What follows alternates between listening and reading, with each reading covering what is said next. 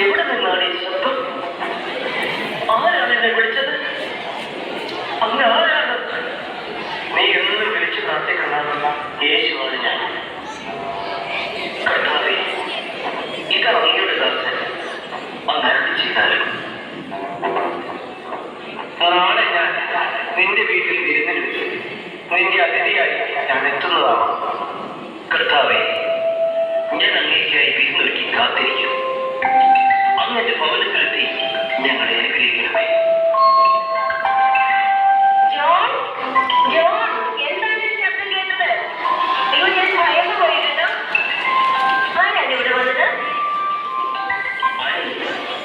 അത് കർത്താവായ യേശുവിന്റെ ശബ്ദമാണ്.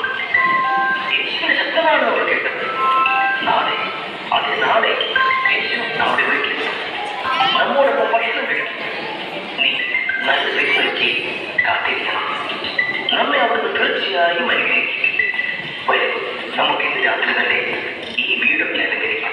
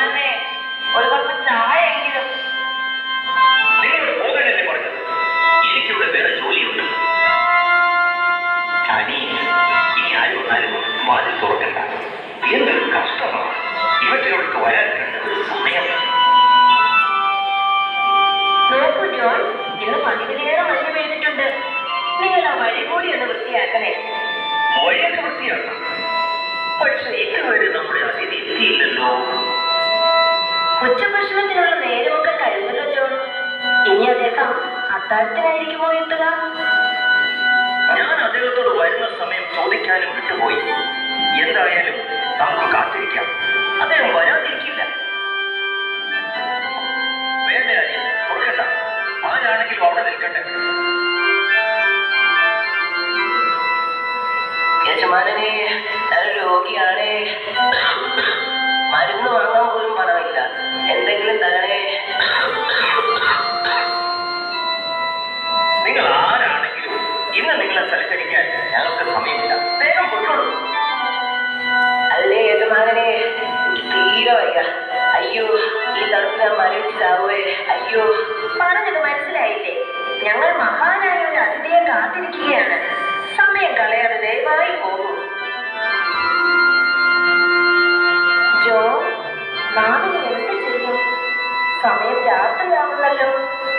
അത്താഴത്തിനുള്ള സമയവും കഴിഞ്ഞു. എനിക്ക് നല്ല ക്ഷീണമുണ്ട്. നമുക്ക് പോയി കിടന്നുറങ്ങിയാലോ? എനിക്ക് ഉറക്കം വരുന്നില്ല. എന്നാലും യേശുവിന്റെ ആ ശബ്ദം വ്യക്തമായി ഞാൻ കേട്ടതാണ്. ഇന്ന് വരുമെന്ന് തന്നെയാണ് പറഞ്ഞത്. അനി, നീ ആ ശബ്ദം കേട്ടതല്ലേ? ഇതുവരെ വന്നില്ലല്ലോ. അദ്ദേഹം വരാനാണെങ്കിൽ ഇതിനോടകം എത്തുമായിരുന്നു. ഇനി കാത്തിരിക്കുന്നതിൽ അർത്ഥമില്ലെന്നാണ് തോന്നുന്നത്. എനിക്ക് നല്ല ക്ഷീണം. ഇന്ന് മുഴുവൻ ജോലി തിരക്കായിരുന്നല്ലോ. ഞാനൊന്ന് പോയി കിടന്ന് ഉറങ്ങിക്കോട്ടെ. അനി, നീ പോയി കിടന്ന് ഉറങ്ങിക്കോളൂ. ഞാൻ അല്പം കഴിഞ്ഞ് ഉറങ്ങിക്കോളാം. പ്രാർത്ഥിച്ചിട്ട് കിടക്കണേ. ഇനിയും കാത്തിരിക്കുന്നതിൽ അർത്ഥമില്ലെന്ന് തോന്നുന്നു. കിടന്നേക്കാം.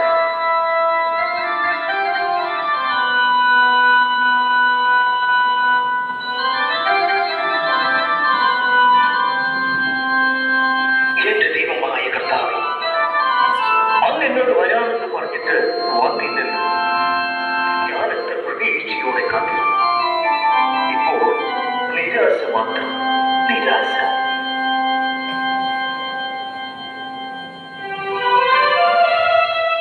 ജോൺ, ജോൺ, നീ എന്താണ് ഈ പറയുന്നത്?